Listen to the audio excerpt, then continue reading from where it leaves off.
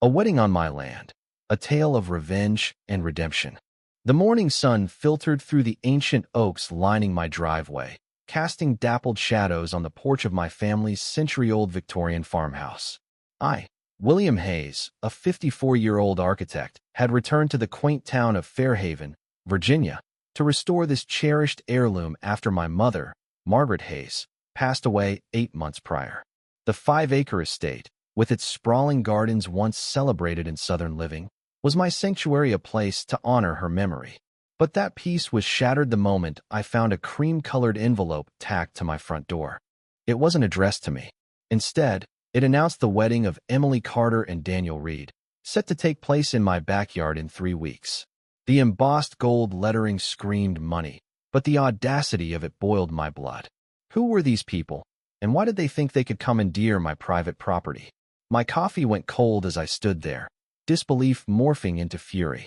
I'd moved back from Richmond, taking a sabbatical to breathe life into this house. The roof sagged, the pipes groaned, and the gardens, me mother's pride, filled with native wildflowers and heirloom peonies, had grown wild during her illness. Yet, beneath the neglect, the property's bones were strong, a testament to its history. I tore the envelope open, found a contact number, and dialed. A woman answered, her voice syrupy. "Carter Reed wedding, Emily speaking." "Miss Carter," I said, striving for calm, "there's a mistake. You've listed my home as your wedding venue. I'm William Hayes, the owner, and I haven't authorized this." She laughed dismissively. "Oh, you're calling about parking? We've arranged for guests to use Elm Street, so your driveway's clear." My grip tightened on the phone. "No, I'm calling because you've scheduled a wedding on my private property without permission." Silence. Then her tone sharpened. "That's absurd. I paid the venue fee to the Fairhaven Heritage Society. The Hayes Garden is a registered historic site. Check the town website. Talk to Patricia Lawson at the HOA." She hung up before I could respond. The Fairhaven Heritage Society? My mother had bought this land precisely because it sat outside the Fairhaven Pines HOA, a gated community bordering my property. I wasn't part of their jurisdiction. Fuming, I opened my laptop and found their website. There, in glossy detail, was my home labeled Hayes Garden, a timeless venue for your special day. Photos, clearly recent, showcased my gardens and gazebo. The booking coordinator? Patricia Lawson, HOA president. Rates started at $5,000. I remembered Patricia from a tense encounter months ago. She'd shown up with a binder of community guidelines, insisting they applied to my land. I'd politely declined, tossing her rules into the trash. Now, it seemed, she'd escalated her game. I drove to the HOA office, a sleek building in Fairhaven Pines. The receptionist, a young woman named Chloe, greeted me with a practiced smile. "I need to see Patricia Lawson," I said, my tone clipped. "It's about her using my property as a wedding venue without consent." Chloe's smile faltered. "Do you have an appointment?" "Ms. Lawson is with the planning committee. Tell her William Hayes is here." "I'll wait." 10 minutes later, I was ushered into a conference room. Patricia sat at the head of a polished table, flanked by 4 others whose expressions ranged from curious to hostile. Her blonde hair was impeccable, her blazer crisp, a string of pearls gleaming at her throat. "Mr. Hayes," she said, her smile tight. "What's the issue?" "The issue," I replied, "is that you're advertising my home as a wedding venue, taking money for bookings and planning events on my land without my permission." Whispers rippled through the room. Patricia's expression didn't waver. "A misunderstanding. Your mother signed an agreement last year to include the property in our heritage program." She nodded to a man who slid a document toward me. I scanned it. The signature supposedly my mother's was a clumsy forgery. It was dated 6 months before her death, when she was in hospice, barely able to lift a spoon. "This is fake," I said, my voice steady despite the rage. My mother was bedridden then. She'd never have agreed to this. She bought this land to stay free of your HOA. Patricia's smile turned predatory. "That's a serious accusation. The agreement is binding, witnessed by board members. Your mother understood the value of community support for historic properties." A woman beside her, Karen Mitchell, chimed in. "The Heritage Program preserves Fairhaven's charm while funding maintenance. 60% of fees go to upkeep." "Upkeep?" I snapped. "I've received nothing. Where's the money going?" Uncomfortable glances darted around the table. Patricia straightened her pen. A reserve fund. We planned to discuss improvements once you settled in. How many bookings? I asked. Just 3, Karen said quickly. The Carteret wedding, and 2 more in summer. I stood. Cancel them. Remove my property from your site. Refund the money. I'm taking this to my lawyer. As I reached the door, Patricia's voice stopped me. Mr. Hayes, Fairhaven Pines represents 400 homeowners with deep roots here. The Heritage Program boosts local businesses. Be a team player. Her threat hung in the air as I left, my resolve hardening. This wasn't just about a wedding. It was about control. I drove to the office of Robert Callahan, my mother's attorney and a family friend. His Main Street practice was a cozy Victorian, its walls lined with law books. Robert, in his 60s, listened with growing alarm as I recounted the story, showing him the forged document on my phone. Outrageous, he muttered. Margaret would have fought this tooth and nail. That signature's a fraud. Her M had a distinct flourish. This is amateur. He promised a cease and desist letter but cautioned, Patricia's powerful. Her husband's on the town council. Her sister's a local judge. This'll get messy. What's their endgame? I asked. A few weddings can't be worth the risk. Robert leaned back. It's not just money. Your land's the last large parcel outside HOA control. 5 acres of green space in a growing suburb. The Heritage Program's likely a step toward annexation or development. He handed me a folder. Margaret anticipated trouble. She left this for you. Inside were deeds, surveys, and letters rejecting HOA and developer offers. A town council letter from 2 years ago confirmed her land's independence from rezoning or eminent domain. She was sharp, I said, feeling her presence. Always, Robert replied. You've got the tools to fight. Use them wisely. Back home, I walked the property. The gardens, though overgrown, were alive with spring blooms. The gazebo needed paint, but its elegance endured. I understood why brides wanted it, but that didn't justify theft. As dusk settled, I sipped bourbon on the porch, plotting my next move. A rusty pickup pulled up. Out stepped Henry Thompson, my mother's retired groundskeeper, his wiry frame moving with purpose. Heard you're tangling with Patricia Lawson, he said, settling into a chair. Your mother'd be livid. Over water declined the bourbon. Henry shared history. Patricia had eyed the property for years, starting with petty complaints about grass height, escalating to forged contracts. Margaret told her to shove it. He grinned. What are you going to do about this wedding? Henry, I said, I'm open to ideas. He chuckled. Your mother said, fight fire with fire, but make it unforgettable. Henry's words lingered like the bourbon's burn in my throat. My mother's mantra, fight fire with fire, but make it unforgettable, ignited something in me. This wasn't just about stopping a wedding. It was about exposing Patricia Lawson's overreach in a way that Fairhaven would never forget. I invited Henry to stay, and we sat on the porch, the evening air thick with the scent of budding peonies, as he filled me in on the town's undercurrents. Patricia had turned the Fairhaven Pines HOA into her empire. What started as a reasonable organization for community upkeep had morphed into a machine of control. She'd pushed out dissenting homeowners with nitpicky fines: grass too tall, mailboxes not approved, holiday lights up past January. The Heritage Program, Henry explained, began legitimately, with owners of historic homes volunteering their properties for events. But as it grew lucrative, Patricia started bending rules, adding properties without consent, always cloaking it in preserving Fairhaven's charm. The money? Funneled into vague, administrative costs that nobody dared question. Folks are scared, Henry said, his eyes glinting in the porch light. Her husband, Tom, enforces town codes like a dictator. Cross Patricia, and your business gets a surprise inspection. Her sister, Judge Elaine, leans her way in disputes. They're untouchable until someone stands up. Henry grinned. You've got Margaret's spine. So what's the play? Let the wedding happen and fight later? Lawyer up and shut it down? Deal with the bride's tantrum?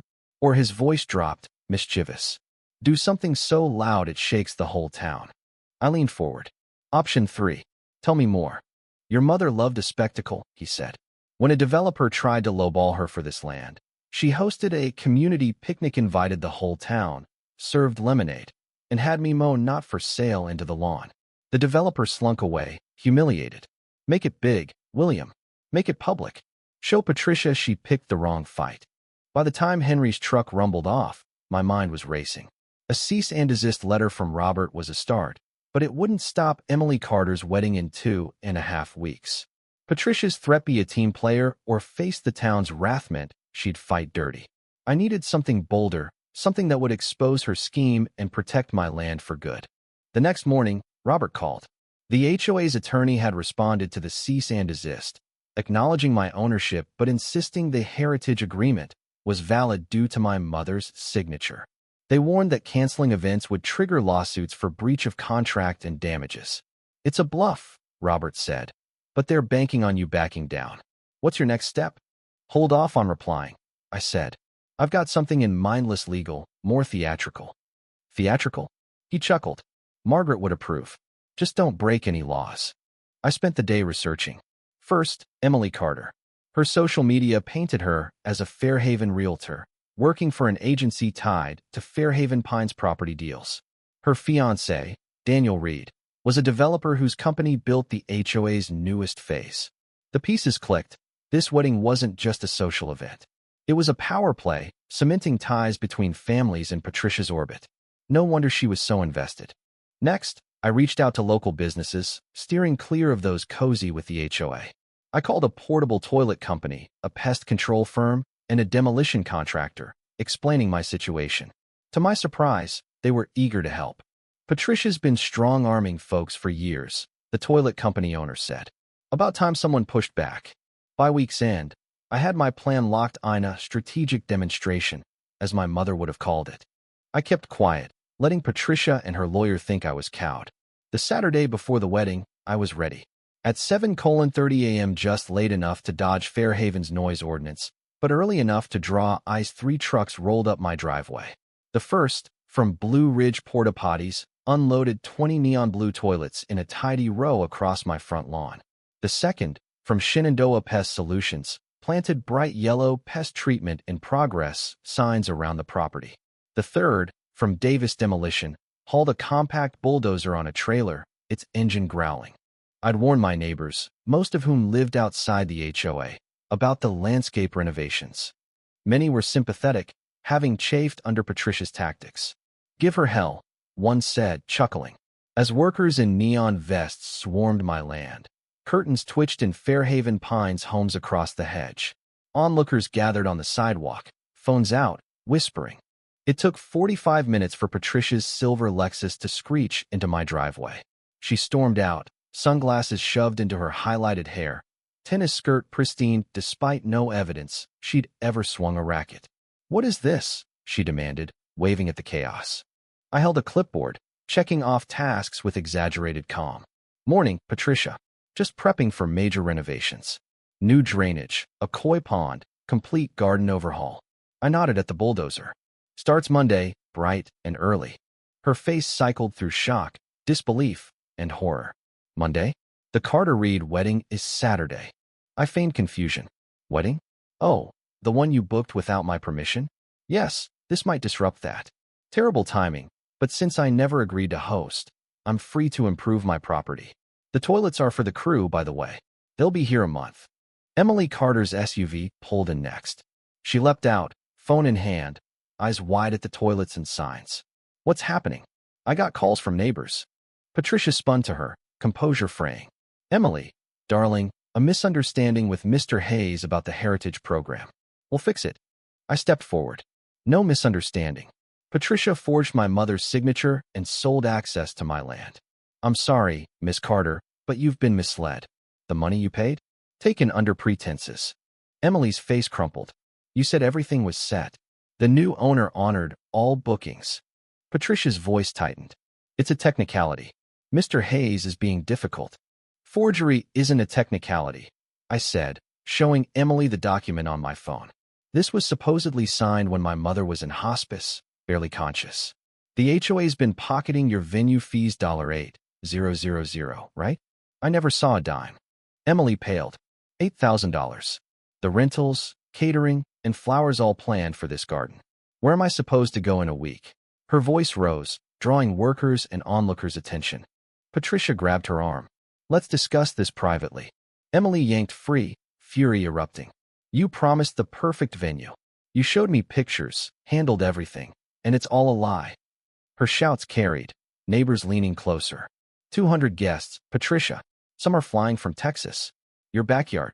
The idea seemed to horrify Patricia, whose own manicured lawn couldn't host a picnic, let alone a wedding. I stepped back, letting the scene unfold. More cars arrived. Emily's mother, her planner, friends drawn by frantic texts. The quiet morning became a spectacle, exactly what I'd planned. As Emily sobbed and Patricia flailed, I pulled Daniel Reed aside. Mr. Reed, a word. On the porch, I leveled with him. My fight's with Patricia, not you. Your victim's here. I've got a solution, if you're open. He ran a hand through his hair, dazed. What do we do? Emily's been planning this for a year. I know the owner of Riverbend Lodge, I said.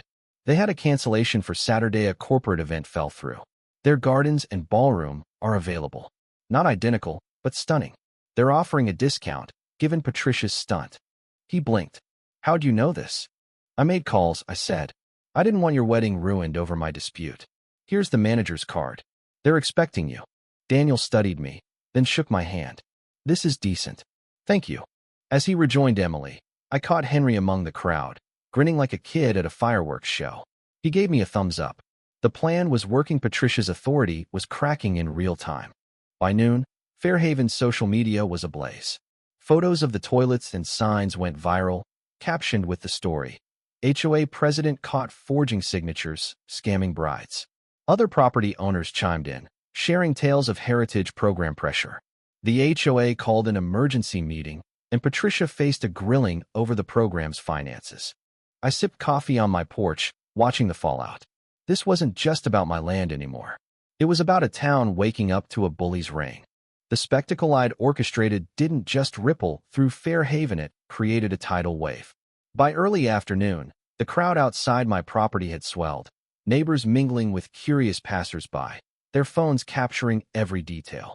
The garish blue porta-potties, the pest control signs screaming warnings, and the bulldozer looming like a promise of chaos. Social media was a wildfire, with hashtags like Fairhaven fraud and HOA scandal trending locally. Posts dissected Patricia Lawson's heritage program, some calling it a scam outright, others sharing their run-ins with her iron-fisted HOA tactics.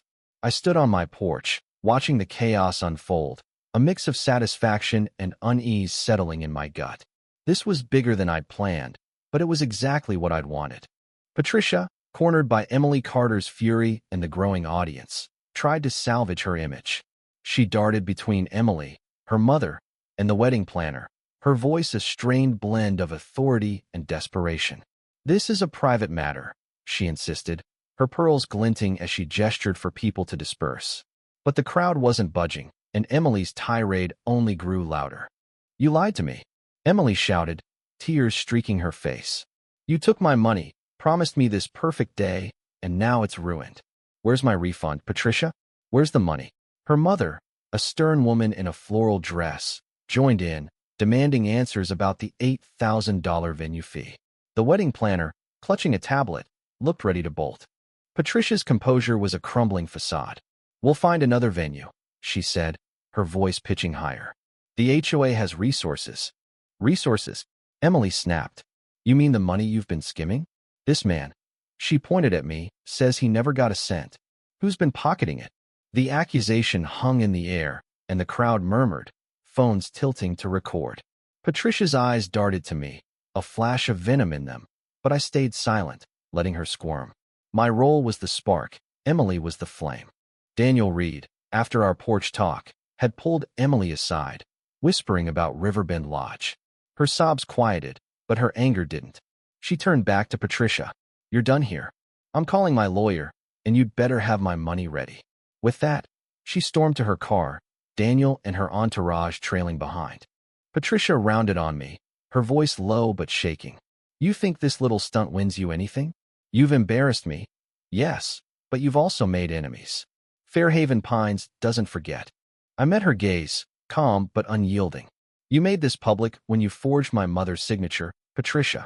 I'm just showing the town who you are. She opened her mouth, but a new car pulled UPA news van from WFAV, Fairhaven's local station. A reporter hopped out, mic in hand, followed by a cameraman. Ms. Lawson, the reporter called. Care to comment on allegations of fraud in the HOA's heritage program? Patricia froze, then spun on her heel, fleeing to her Lexus. The crowd parted as she sped off, leaving a wake of whispers. The reporter approached me instead. Mr. Hayes, we hear you're the property owner. Can you tell us what's going on? I kept it brief. The HOA advertised my home as a wedding venue without my consent, using a forged document. I'm protecting my property and exposing their misconduct. The camera lingered, but I waved them off, not wanting to steal the spotlight from the broader story. This wasn't about might, it was about justice. By evening, the news segment aired, replaying Emily's outburst and my statement, with a shot of the porta-potties for dramatic flair. The story spread beyond Fairhaven, picked up by regional blogs and even a Richmond paper. Other homeowners contacted me, sharing similar tales, properties added to the heritage program without permission, pressure to comply, or mysterious fines for resisting. One man, a retiree named Carl, emailed about his historic barn, listed without his knowledge. I thought it was legit, he wrote. Now I wonder where my maintenance fees went. Robert Callahan called Sunday morning, chuckling. You've lit a fire, William. The HOA board is in chaos. They've suspended Patricia pending an investigation and are offering refunds to Heritage Program clients. The town council, Tom Lawson, issued a statement confirming your land's independence. They're distancing themselves from Patricia faster than you can say scandal.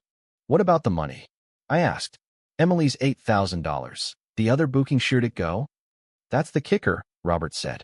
The board's audit found $60,000 in fees over 2 years, mostly funneled into administrative accounts. Think HOA clubhouse upgrades, catered board dinners, even a trip to a leadership conference in Asheville. Barely 10% went to actual property upkeep, and none to you.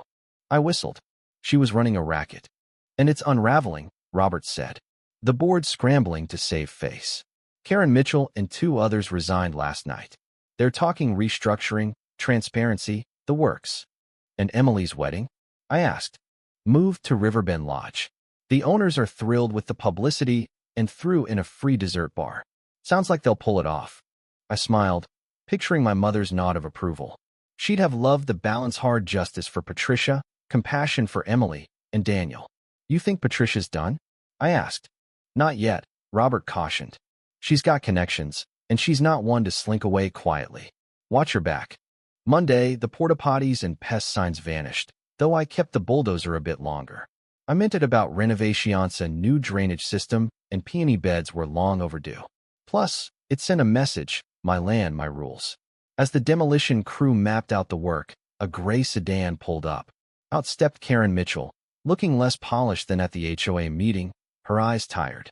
Mr. Hayes, she said, approaching cautiously. Can we talk? I gestured to the porch. She declined coffee but sat, twisting her hands. I owe you an apology. Most of the board didn't know Patricia was adding properties without permission. She assured us everything was above board. And the money? I asked. You didn't question the accounts? She winced. We were told it was an escrow for maintenance, minus admin costs. I didn't see the books until yesterday. 90% went to administration, clubhouse renovations, parties, her pet projects. I should have pushed harder. Why didn't you? I pressed. She sighed. Patricia's persuasive and intimidating. Her family's influence made it easy to trust her or fear her. I've resigned, and I'm not alone. We're pushing for a new board, real oversight. I studied her, sensing genuine regret. What happens to Patricia? Criminal charges are on the table: forgery, fraud, misappropriation. Her real estate license is under review, and Tom's facing scrutiny over what he knew. She's finished in Fairhaven. Karen stood, hesitating. Your mother was a pillar here. Using her name like that, it was wrong. I'm sorry. She left, the first of several board members who'd visit with similar apologies over the next days. The week passed in a blur of activity. The bulldozer crew began drainage work, and I started clearing the gardens with Henry, who'd come out of retirement to help. We planted peony cuttings he'd saved from my mother's originals, their roots a link to her legacy. As we worked, he shared stories of her defiance, how she'd once chased a developer off with a garden hose, laughing as he fled. She'd be proud, he said. You didn't just protect the land. You exposed a bully. Saturday, as Emily and Daniel exchanged vows at Riverbend Lodge, I was knee-deep in soil, the gardens slowly reviving.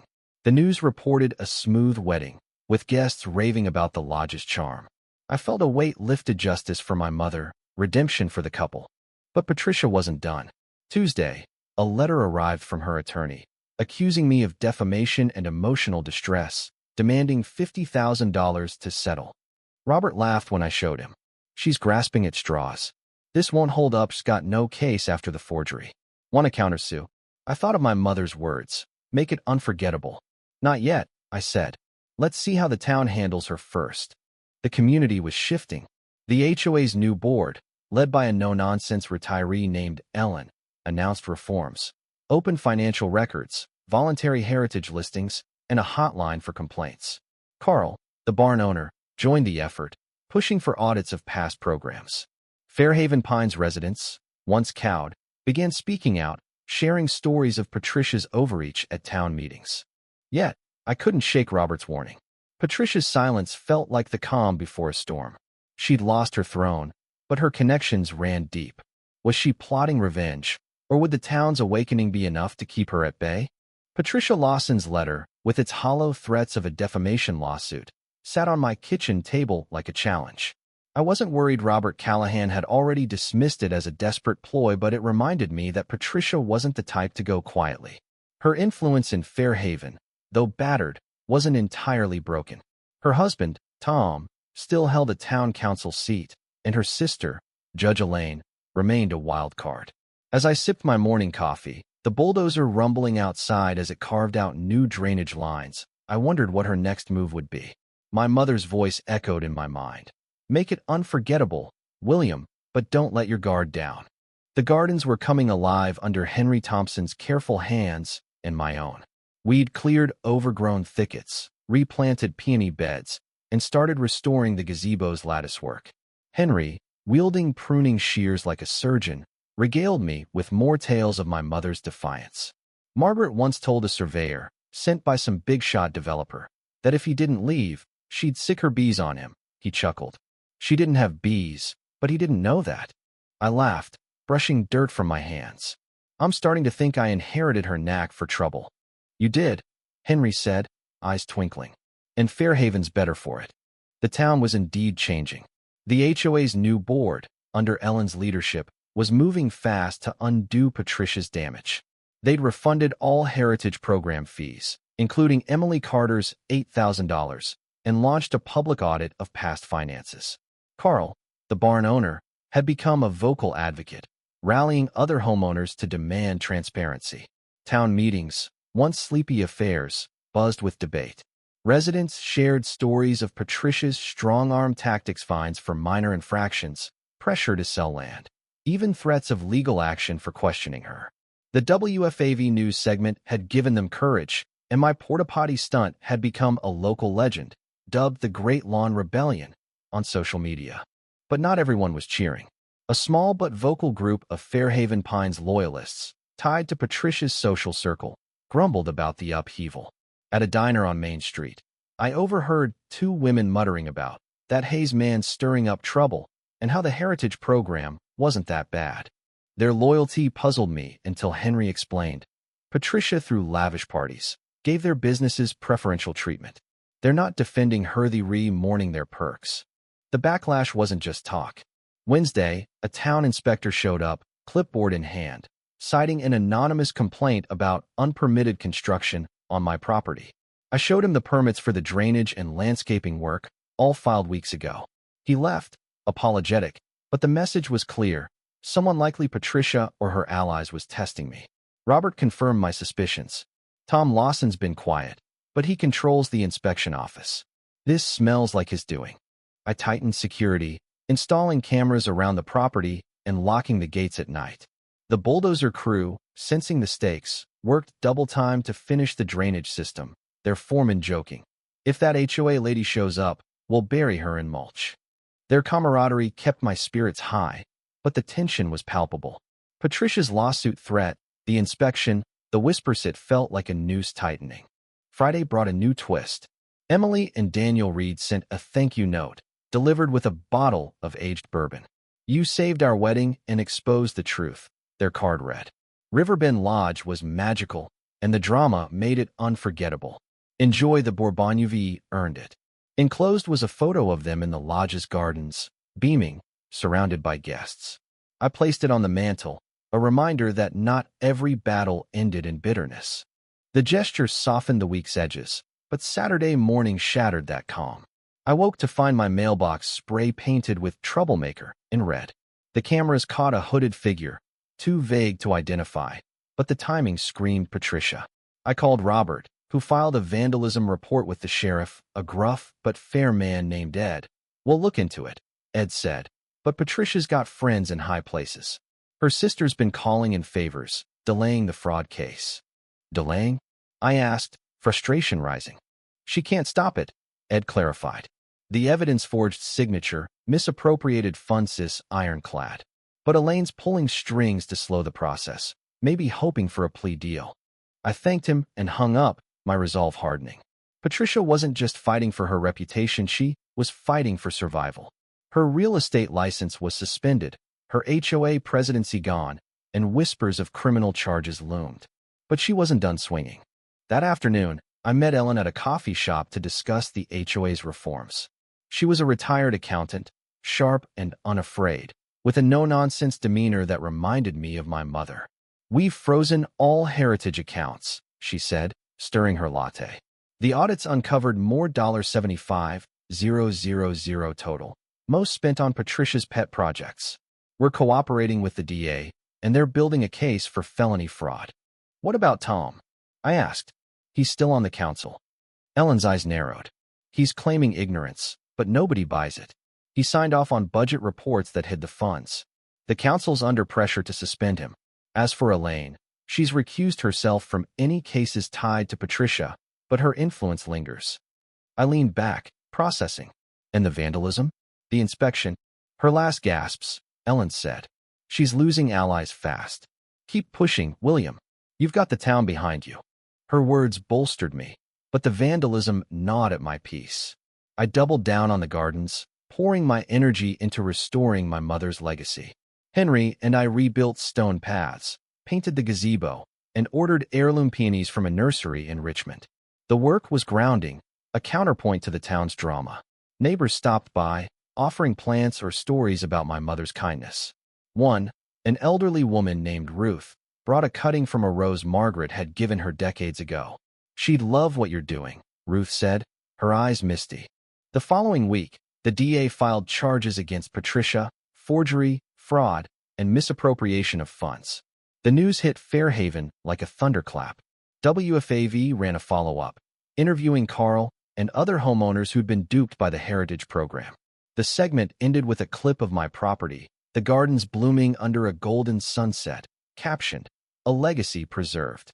Social media erupted with support, but a few anonymous accounts, likely Patricia's loyalists, called me a petty vigilante who'd ruined a good woman's life. The divide sparked heated debates online, some defending my tactics, others decrying them as excessive. Robert urged me to ignore the noise. "You've won the war," he said. "The charges stick, and Patricia's facing 2 years probation, maybe jail. Tom's council seat is shaky, and Elaine's reputation is taking a hit. Focus on the gardens." But the war didn't feel won. Thursday, a second vandalism incident struck. My front gate was chained shut overnight, with "Leave" scrawled in paint. The cameras caught another hooded figure, but Ed's investigation stalled as department was stretched thin and Patricia's allies were stonewalling. Frustration boiled, but I refused to let her win. I cleaned the gate, upgraded the locks, and kept working. By late May, the gardens were transforming. The peonies bloomed in vibrant pinks and whites, the gazebo gleamed, and the paths invited strolls. Henry, surveying our work, grinned. Margaret's smiling somewhere. I nodded, feeling her presence in every petal. The HOA's final report came that week, confirming $75,000 in misappropriated funds, with Patricia as the sole orchestrator. The board dissolved the Heritage Program, replacing it with a voluntary historic registry, fully transparent. Ellen's reforms were taking root, and Fairhaven Pines felt lighter, as if a shadow had lifted. But Patricia's shadow lingered. Rumors swirled that she and Tom were selling their home, possibly fleeing to North Carolina. I hoped it was true, but her silence worried me. Was she planning one last strike, or had the town's rejection finally broken her? The rumors about Patricia Lawson's departure proved true. By early June, a for sale sign appeared in front of her Fairhaven Pines home, its pristine lawn a stark contrast to the turmoil she'd left behind. The news spread quickly, amplified by Fav's report that Patricia and Tom had accepted a plea deal. 2 years probation for Patricia on charges of forgery and fraud, plus $75,000 in restitution to affected homeowners, including Emily Carter and Carl. Tom resigned from the town council, citing personal reasons, but the town knew better. His complicity in overlooking the Heritage program's finances had cost him his seat. Judge Elaine, under scrutiny for her delays in the case, kept a low profile, and her influence diminished. Fairhaven was shedding the Lawson dynasty, and the air felt cleaner for it. I stood in my gardens, the peonies now in full bloom, their heavy heads nodding in the breeze. Henry Thompson, wiping sweat from his brow, surveyed the restored gazebo, its fresh white paint gleaming. "This place is alive again," he said, his voice thick with pride. "Margaret would have thrown a party just to show it off." "She would have," I agreed, brushing soil from my hands. The gardens were a mirror of my mother's spirit, resilient, beautiful, unyielding. The stone paths we'd relayed wound through beds of wildflowers and heirloom roses, and the drainage system, completed by the demolition crew, ensured the land would thrive for years. The vandalism Patricia's last petty strikes had stopped, and the cameras I'd installed caught nothing but deer and the occasional curious neighbor. The battle was over, but its echoes lingered in the town's transformation. The HOA's new board, led by Ellen, finalized their reforms. The voluntary historic registry launched with clear rules. No property could be listed without owner consent, and all fees went directly to maintenance, with public records online. Carl's barn was the first to join, and he invited me to see it, a sturdy 19th-century structure surrounded by oaks. "If you hadn't blown the lid off," he said, "I'd still be paying fees to Patricia's slush fund." He shook my hand, his grip firm. "Fairhaven owes you." I waved it off. "I just wanted my land back." "You did more than that," he said. "You gave us our town back." The community's gratitude showed in small ways. Neighbors brought cuttings, baked goods, or simply stopped to chat about my mother's legacy. Ruth, the elderly woman with the rose cutting, organized a book club that met in my gazebo, their laughter drifting through the evenings. The diner on Main Street, once a hub of Patricia's loyalists, now buzzed with talk of the new Fairhaven, where people felt free to speak up. Even the online debates, once split over my tactics, had settled into a consensus. Patricia's fall was overdue, and my porta-potty stunt, while brash, had been a wake-up call. In mid-June, I hosted a garden party, inspired by Henry's mention of my mother's love for gatherings. I invited neighbors, including Fairhaven Pines residents who'd once eyed my property with envy or suspicion. Under twinkling lights strung through the oaks, with a local band playing soft bluegrass, the gardens came alive. Tables groaned with potluck dishes, fried chicken, cornbread, peach cobbler, and the scent of roses mingled with summer air. Ellen toasted the new HOA, Carl shared plans for a community history project, and Ruth led a group through the peony beds, recounting my mother's gardening tips. Henry, sipping lemonade, nudged me. "This is what Margaret meant by unforgettable. Not just the fight, but this bringing folks together." I raised my glass to him, then silently to my mother. Her foresight, documented in the folder Robert gave me, had armed me to protect this land. Her spirit, defiant yet generous, had guided me to balance justice with compassion. Emily and Daniel's wedding, saved by the Riverbend Lodge, was proof that even in conflict, there was room for kindness.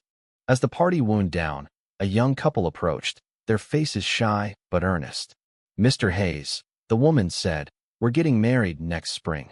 Your gardens are incredible. Would you ever consider renting them for a wedding?" "Legitimately, of course." I smiled, glancing at Henry, who smirked. "It's possible," I said, "but it'd be my call, with a proper contract. No porta-potties required." They laughed, and I promised to stay in touch. The idea wasn't unappealing, sharing the gardens on my terms, honoring my mother's legacy while keeping control. But that was a decision for another day. By July, Patricia and Tom were gone. Their home sold to a young family eager to join the reformed Fairhaven Pines.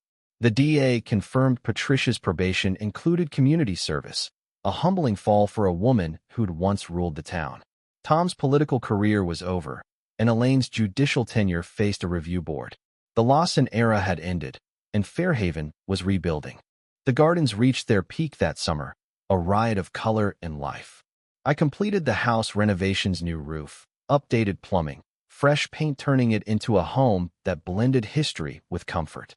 Henry, now a regular fixture, helped plan a fall bulb planting, ensuring the gardens would bloom for years. "You're not just keeping Margaret's legacy," he said one evening, as we sat on the porch with bourbon. "You're building your own." He was right. The fight had changed me, sharpening my resolve but softening my edges. I'd learned to wield spectacles like a weapon, as my mother had, but also to offer mercy, as I had with Emily and Daniel. Fairhaven, too, had grown less fearful, more open, a town that valued its history without exploiting it. As autumn loomed, I looked at the photo on my mantel. Emily and Daniel, radiant in Riverbend's gardens. Their note, tucked beside it, was a reminder that justice could be both fierce and fair. I'd protected my land, exposed a bully, and helped a couple find their happy day. My mother's words make it unforgettable had become my own. The story of the wedding that never happened on my land became Fairhaven folklore, retold at diners and town meetings. It sparked conversations about power, greed, and standing up to injustice, debates that continued online and in person. Some still called my methods extreme, but most saw them as necessary, a bold stroke to break a tyrant's grip. I invite you, the reader, to share your thoughts in the comments. What would you have done in my place? Was my spectacle up to potties, bulldozers, public shaming too much, or just right? How do you face bullies and injustice in your own life?